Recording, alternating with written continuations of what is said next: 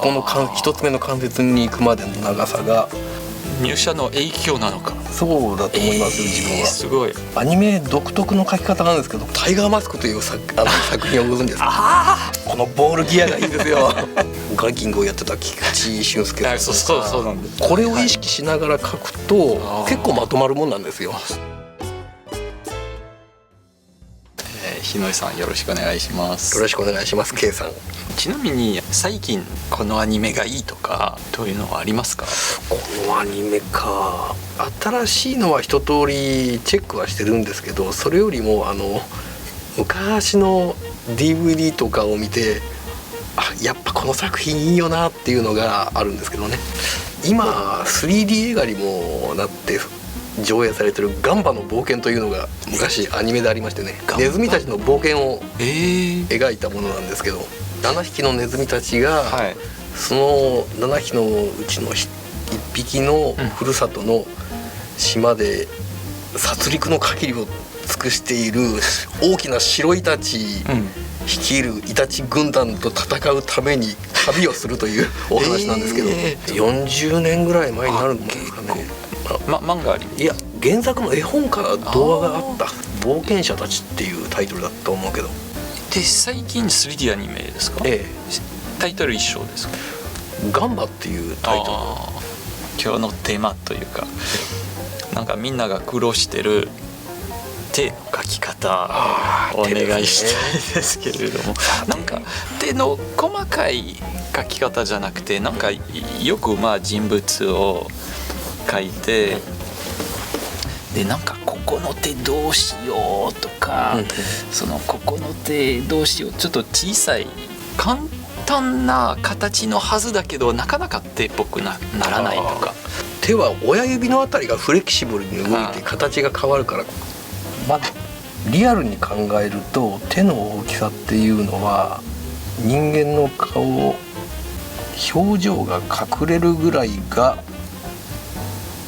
普通の大きさなんですけどね。対比を気をつけながら描いていった方が、作品によって日本のアニメっていうのは本当に違いますからね。そうです。手が小さいとか、わざと小さくしてるのはデザイン的にまとまっているから、それはそれで成立してますけど、間違ってこの人手ちっちゃく描いてるっていうのがよくわかりますよね。そうですね。手の対比の次に押さえておきたいのが、こんな感じで、指があるとすると、ここが骨ですよね。でこの骨とここの間の倍がちょうどこれぐらいになると思えば。これ指の真ん中の指だけですか？そう、ここの一つ目の関節に行くまでの長さがちょうど同じぐらいの、反対側から見ると指っていうのは関節がこうなっちゃってますから、それでこの骨とここの指の股っていうのは距離がありますから、基本覚えておいて、さらにだいたい骨の作りってこうなってるじゃないですか。これを意識しながら描くと結構まとまるもんなんですよ。迷った動かないですよね。そうですね。せいぜい丸めるぐらいで、自分の描き方としてはもう立体的に手のひらはこんなもんだって思って厚みを考えながら描いていけば、なんとかそれらしい形にはなるので、アニメ独特の描き方なんですけど、ここの線って実際にはね、見えにくいんですけど、これを描くと結構まとまるんで。そうですね。手が開いてる時に基本ないはずですけど、描いてしまうっていうことですかね。アニメならではの描き方っていうのは結構ありますからね。本でも見たかもしれないけど、この中の指をなるべく近くして自然っぽく見えるとかって、このポーズは、いい収まりっていうのは教わったのは、タイガーマスクという作品をご存知ですか？ああ、なるほど。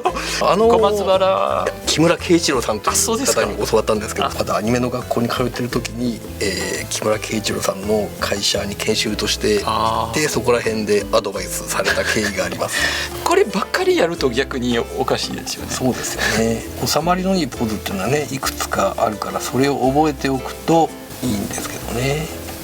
パンチの時の拳なんかこれは難しいですね。まあ正面に捉えると、まあだいたい人差し指の関節がちょっと他の指とは独立して動くので、これでね、こんな感じでしょ。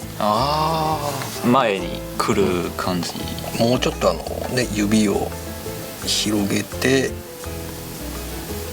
物を持たせとか、刀だったりとかこれのなんか書く時と書かない時がありますよね。開いてるとちょっとこれくらい書くか全く書かない、影で表現したりしますけどね。影か、そうですね。色トレスの影で、そうすればくどくないんで。そうですね。確かに影ですね。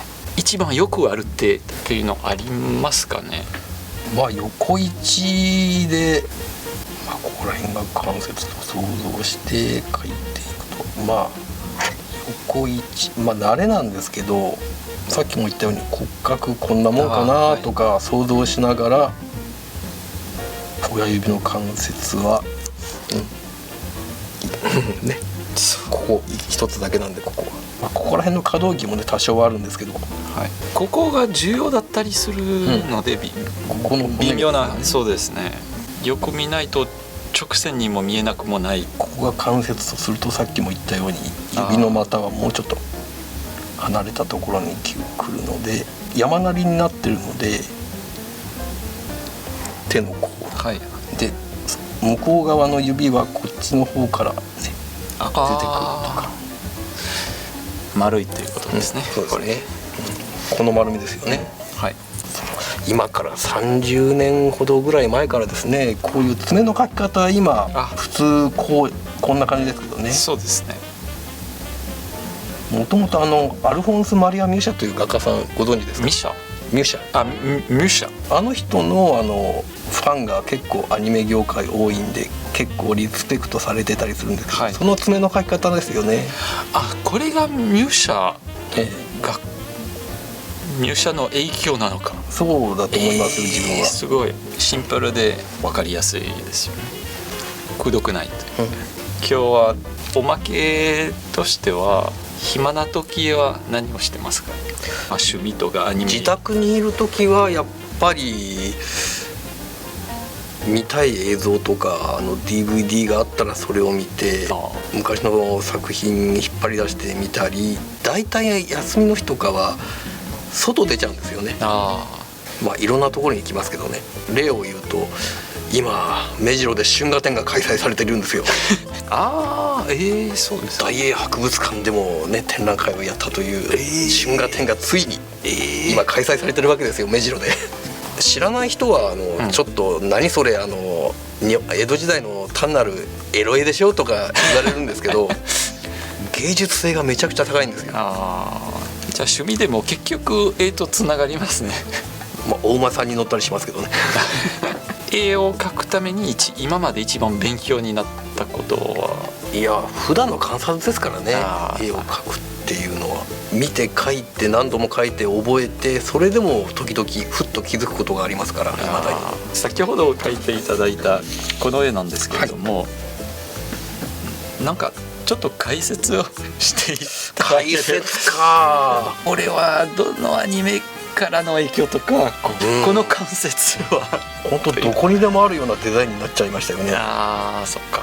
そこまでわざとこのアニメの部分を使おうという感じではなかった。そうですね。強いて言うならば下半身はゴーダンナーかなと。確かに最近にはないですよね。このボールギアがいいんですよ。これもですね、これよくはガンダムっぽい。そうですよね。もうちょっとここら辺を尖らせるとね、ガオガイガーになったりする。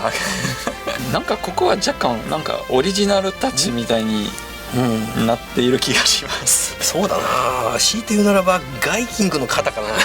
あの時代の音楽もすごかったんあの頃の音楽の二大巨頭といえば、ガイキングをやってた菊池俊介さんとかそうなんです。渡辺宙明先生とかもうあの音楽で育ったものようなもんですからね。どこにでもアニメだけじゃないですよね、どこにでも特撮ものとかも結構やられてたりして、じゃあ今日はいろいろ長かったんですけれども、ありがとうございまありがとうございましす。た。